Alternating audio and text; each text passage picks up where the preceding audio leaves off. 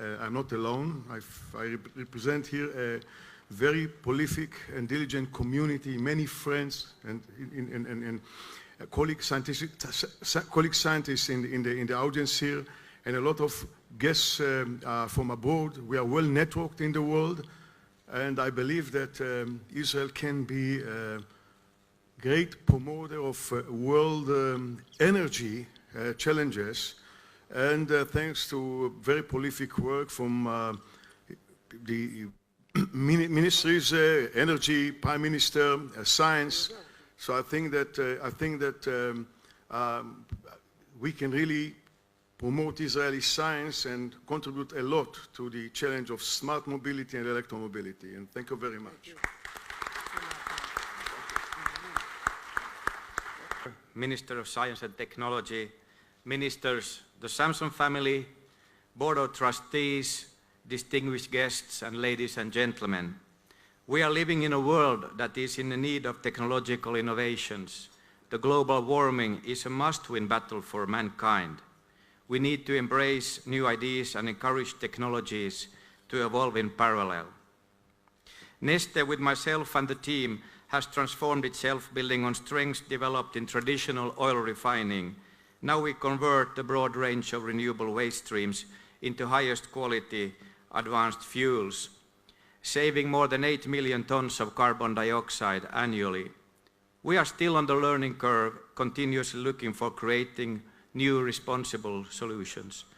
I for the nomination, the Board of Trustees for selecting me and the team as industrial innovators for receiving the prize, and especially my team in its entity for all the good work we have done together. It's a great honor. Thank you very much. Thank you. Thank you. Everything that we do every day, and behind this whole event, the Prime Minister of Israel, Benjamin Netanyahu. Thank you. Thank you.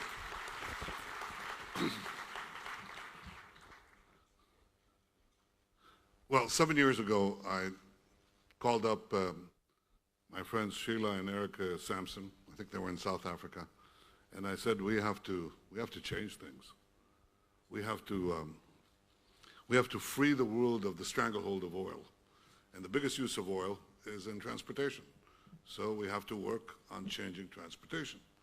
And I said, Eric and Sheila, I don't want much of you.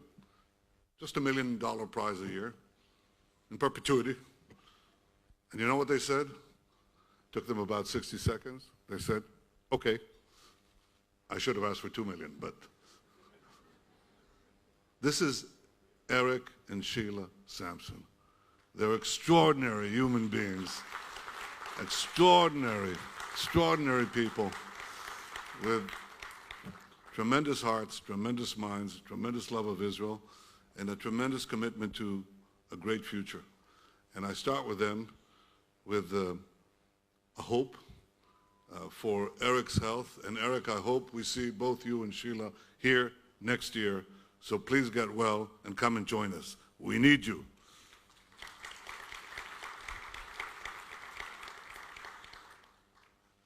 Yuval Steinitz, the Minister of Energy, is here. Yuval did some of his own work to reduce our dependence on oil. I think 60% of our electricity a few years ago was based on oil, and now it's half, 30%. It's one of the quickest declines in the world. That's a decline that is really a rise. Ophir Akunis, the Minister of Science and Technology, you've just seen him. You said that an Israeli should receive the prize. You asked, and it happened, and for good reason, well-deserved. Dr. Anat Bonstein, who's chairing the Prime Minister's office, Fuel Choices and Smart Mobility Initiative. Greg Meisel, who's the Director General of Keren HaYesod, and all the distinguished guests and government officials and business leaders who are here. So I want to welcome you to the 6th Prime Minister's Conference on Annual Smart Mobility. I think this is the largest summit we've had. It includes over 1,000 visitors from abroad, representing more than 35 countries. So what is smart mobility? Well, I'll put it this way. Your children definitely your children's children, are not going to believe that we were moving around in such a clunky way. There's no way that they'll believe. It would be for them like the horse and carriage, like the buggies that people used to drive. Now, I can tell you from personal experience that we in Israel first believed that we should invest in the traditional car industry. And we did. We actually had a car made in Israel. I remember it 50 years ago when I was a young soldier and later an officer in my unit, and we were given a car. It was called Susita. That means horse. Any of you remember it? You're not that old. Well, it was made of fiberglass. One day, I leaned on it. My elbow went right through, and the fibers really hurt. And of course, we failed miserably. We couldn't compete and scale, not on chassis or engines or tires, and it failed. Now, 50 years later, cars are changing. Soon, very soon, it'll be 85% of the cost of a car will be software and its derivatives. And that means that it's basically a car is becoming a computer on wheels. Now we can compete, and we do. We have about 500 startups that deal in autonomous vehicles and related technologies, and we've become one of the 2 or 3 great centers of this new technology in the world because it's all about big data, connectivity, and AI, and the nexus of the 3. And there we're producing new industries. It's happening in cyber. By the way, important for this too, as you know. It's happening in digital health. It's happening in precision agriculture. It's happening in everything. But it's happening big time in the question of smart mobility. So what is smart mobility? Well, let's see. Does it make sense for you to buy this big Hulk? Big Hulk, weighs several tons. 95% of the time you don't use it. It takes up space. It guzzles gas. It pollutes the atmosphere. You're stuck in congestion especially in rush hours, and there are plenty of those. You could get hurt, and you do. Unfortunately, people die in this. And you can strain your back or your backside, whatever. This doesn't make sense. So that's going to change. It is changing in a big way because of big data, artificial intelligence, and connectivity. And we can go well beyond Uber here, well beyond Uber. We can go to something that is so efficient, much safer, doesn't pollute. We want to electrify this, and will get people where they want. You'd be calling your preferred AI assistant, you say, get me my car, now. Or you could say, I tried that as prime minister, it never works. You could say, well, no, in 17.5 minutes. Or you won't have to say anything because it's in your schedule that's uploaded already. And it connects to the cloud and down, and you know all that. It's a question in my mind whether we're going to have deluxe capsules, but we'll have capsules. And it'll move around. And some people will want to drive a horse and buggy, same style. That could happen, that's okay. That market will still be there. But most of us will move around. Most of us in our lifetime will move around. Not in our lifetime, most of us will move around very soon, in an entirely different way. And here's the thing. We in Israel are not only interested in making these inventions, we want to be not only the first to invent, we want to be the first to use. Now listen to me carefully. First to use. We want all this technology to be tried here, to be broken, it's like breaking in a horse, to be broken into use here. And this morning, we received an offer from a very big company, in fact, an association of companies, who want to begin this right here in Tel Aviv. And I invite all of those represented here and all those who are listening to me in other companies, in other countries, Come to Israel now because smart mobility is here. That's the future. The future is here, and the future is here in Israel. You should applaud for this. I mean, this is important.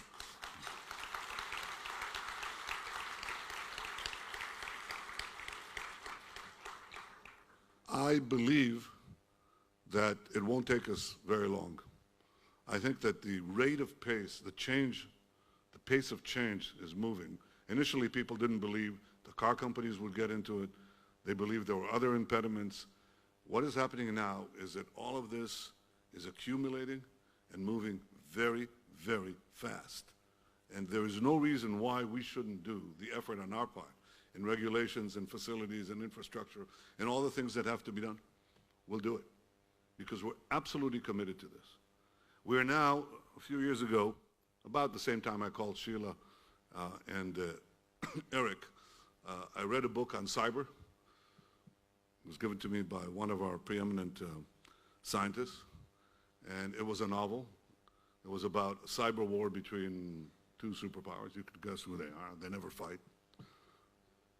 And I read it, and I said, couldn't stop reading it. Read it all night into the next day. Took off half a day of work to finish it. Then I called him in and I said, this is it. We have to be a cyber power. We can't afford not to be there. And I set a goal that in 5 years, we would be among the top 5 cyber powers in the world. 5 years later, it's now 7 years later, I can say we're not in the top. We're not number 5. I'd say we're in the top 3, and I tell you we're not even 3rd. Now this means that we can accomplish things. We can do things, and you know how important cyber is for mobility and for everything else. We can do things. We have brilliant people, but the most important thing that we have is brilliant people who want to partner with brilliant people and are eager to share their ingenuity, their spark of genius with others in this country and around the world. We're changing the world. So I want to invite all of you to join our awardees who represent great minds here in Israel and in Finland, and congratulations to you. But I have 2 messages for you today. They're very brief. The first is to the people in Israel, we're going to continue to innovate. And to everyone else outside of Israel, partner with Israel. It makes tremendous sense. It makes damn good business. And the last thing is this. Because of Israel's success, because of Israel's growth as a global technological power, we're reaching out to a lot of countries. Our position in the world has changed. Our diplomatic horizons are expanding beyond belief, very fast. Last week, the Vice President of China was here for 3 days. 3 days. We have, before that, we had the Prime Minister of India was here for 4 days. I went to reciprocate for 4 days. The Prime Minister of Japan was here, Abe. In a few years, the Japanese investments in Israel grew by 44 times. Something very big is happening in Israel. The same thing we're seeing in our contacts because of technology, because of the ability to change the world. Water, health, agriculture, IT, transportation, every field. Because of this, countries around the world, in Asia, in Africa, in Latin America, all those countries are coming to Israel. And the reason I'm telling you that is that I have to leave this right now because a small country of 207 million people is interested in cementing ties with Israel.